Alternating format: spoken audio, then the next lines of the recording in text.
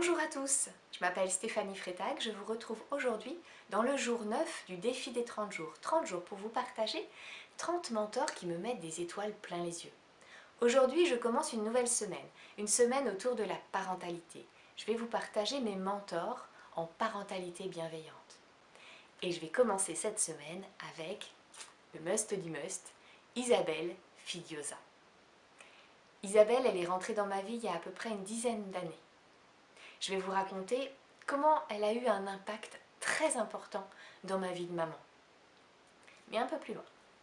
D'abord, je vais vous présenter qui est Isabelle Fidiosa. Elle est psychothérapeute française. Elle a fait ses études dans 3 pays.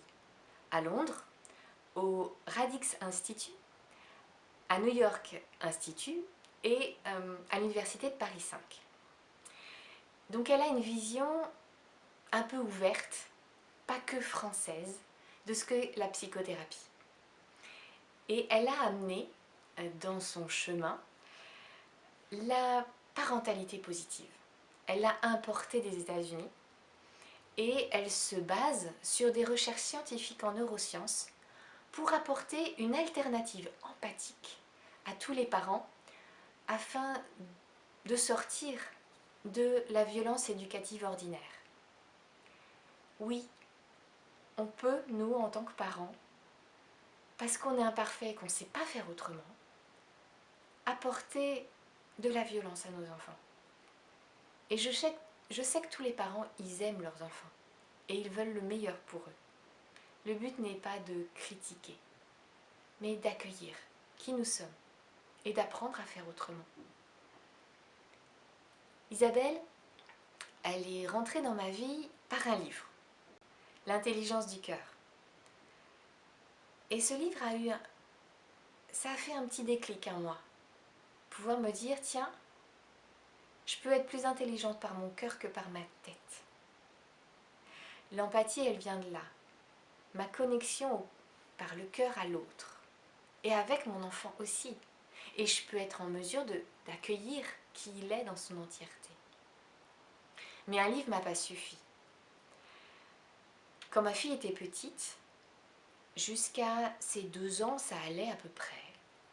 Et puis, elle est rentrée à l'école.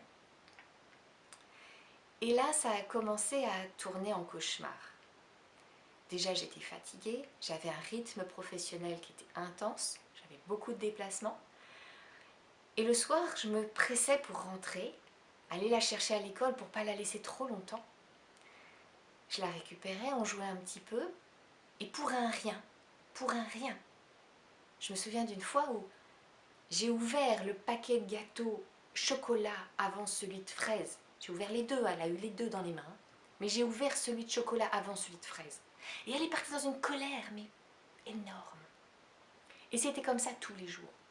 Elle se mettait dans des colères, mais elle pleurait, elle hurlait pendant des heures. 2 heures, 2 heures et demie, 3 heures à hurler. J'en pouvais plus. Le pire, c'est qu'elle faisait pas ça avec mon mari. Elle faisait ça qu'avec moi. J'étais persuadée de faire les choses mal. Mon mari y arrivait et pas moi. Qu'est-ce qu'il faisait de mieux que moi? Il était plus sévère.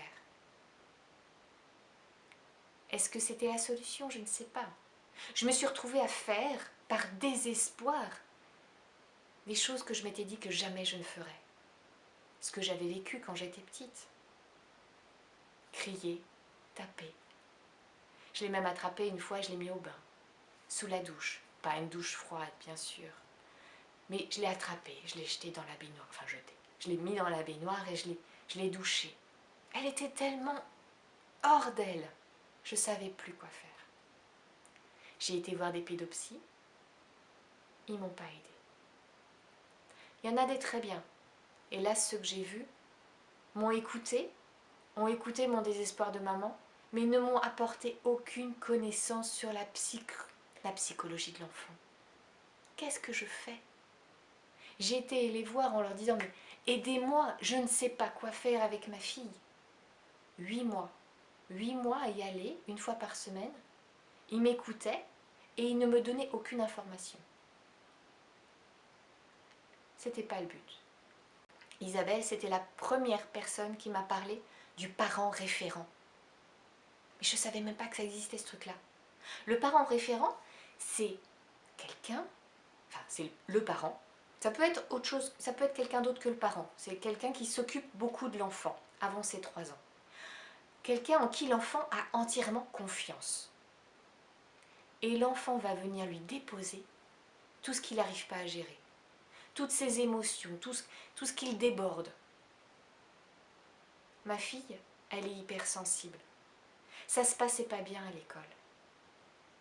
Mais comme ça, en apparence, de l'extérieur, on ne s'en rendait pas compte.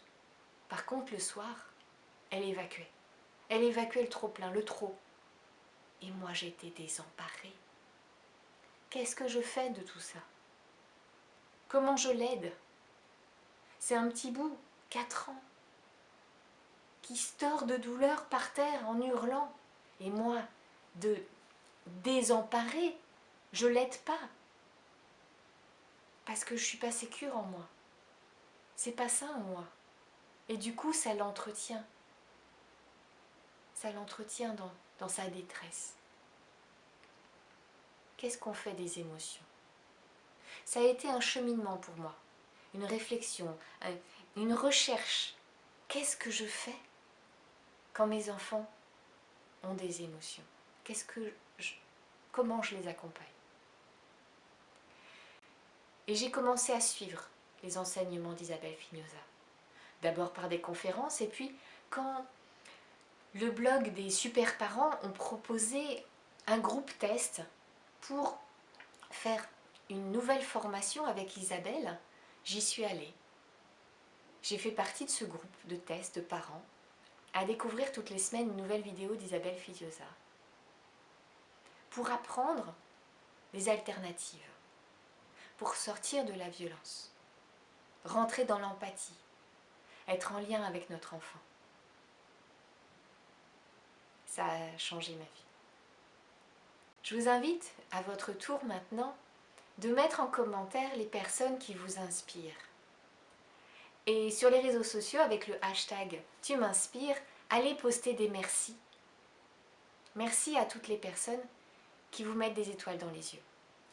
Merci infiniment Isabelle Fignosa pour le travail que tu fournis, pour la valeur de tes enseignements, de tes recherches, de tes études.